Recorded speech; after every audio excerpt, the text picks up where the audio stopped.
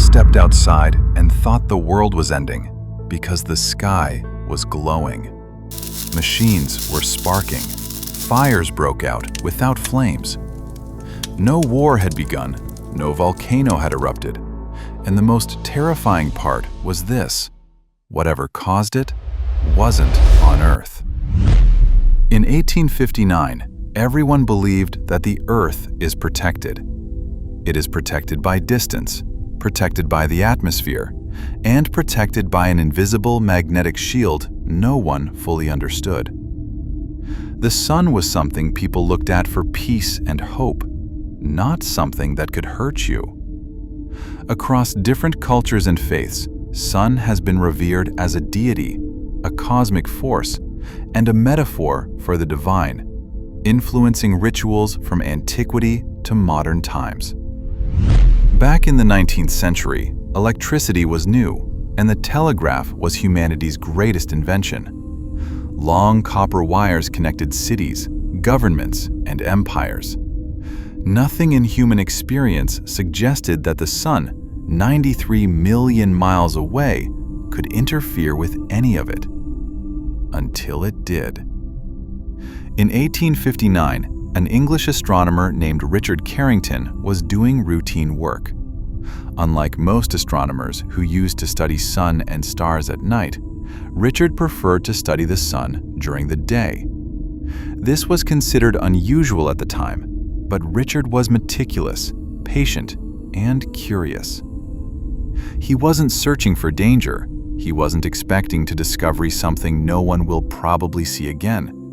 He had no idea that this quiet habit would place him at the center of a historic moment so powerful and unique that it will force the coming generations to keep a close eye on our sun.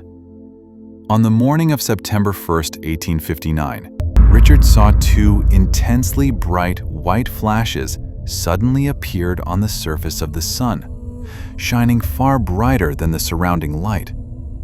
The event lasted only a few minutes before disappearing without explanation. Richard recorded what he saw, uncertain of its meaning, unaware that this brief flash would soon affect the entire planet. What Richard didn't know was that the sun doesn't always strike immediately. Sometimes it throws something forward, silently, without light, sound, or warning. What no one, including Richard, realized that something had already left the sun, racing through space faster than anything humanity had ever imagined. And Earth was directly in its path. Before we proceed further, if you enjoy history, fact, and science, please consider subscribing. Your support helps us create more stories like this. Now, let's get back to what happened next. That night, the sky betrayed every rule people were used to seeing for thousands of years. Auroras exploded across the world, not just near the poles, but in places where they had never been recorded. People woke up thinking cities were burning. Others believed dawn had arrived early.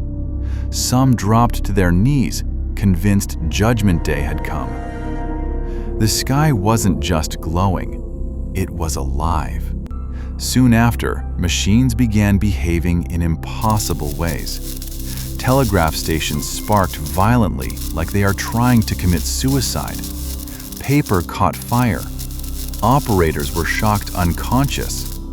People rushed to disconnect batteries, yet all machines kept working anyway. Electricity was flowing where it shouldn't. The Earth itself had become part of the circuit. And this raised a terrifying question. How did something from the sun get past Earth's natural defenses? Why didn't our Earth atmosphere, ozone layer, protected us? The answer was simple. This wasn't sunlight, and it wasn't radiation like X-rays or gamma rays. Earth's atmosphere and ozone layer are excellent shields against light. But what hit Earth in 1859 wasn't light. It was magnetism. The sun hurled a massive cloud of charged particles wrapped inside an enormous magnetic field, larger than Earth itself. When it arrived, it didn't burn through the atmosphere. It grabbed Earth's magnetic field and shook it violently. If you're enjoying this story so far, please give a like and let us know your thoughts in the comments section. Earth's magnetic field normally protects us, but that night it became the problem. As the sun's magnetic storm slammed into it, the field twisted and shifted across the planet. That movement generated massive electric currents inside the ground itself. Long metal objects like telegraph wires acted like antennas, collecting that energy. Humanity had accidentally built machines perfectly designed to absorb the sun's fury. Weeks later, scientists began connecting the dots. Richard's observation matched the timing of the auroras and the technological failures. For the first time, humanity realized a disturbing truth. The sun doesn't need to break through our atmosphere to hurt us. It can reach inside our planet using magnetism alone. This event would later be named the Carrington Event. In 1859, the world survived because it was simple. There were no satellites to destroy, no global power grids to overload, and no digital systems to erase. Today, the situation is very different. Power grids stretch across continents, satellites orbit unshielded above the atmosphere. The internet, banking systems, navigation, and emergency services all depend on fragile electrical networks. If the same solar storm struck Earth today, transformers could burn out, satellites could fail, and entire regions could lose power for months or even years. Modern civilization would not collapse in an explosion. It would fail quietly, screen by screen, city by city, until nothing turned back on. The sun hasn't changed.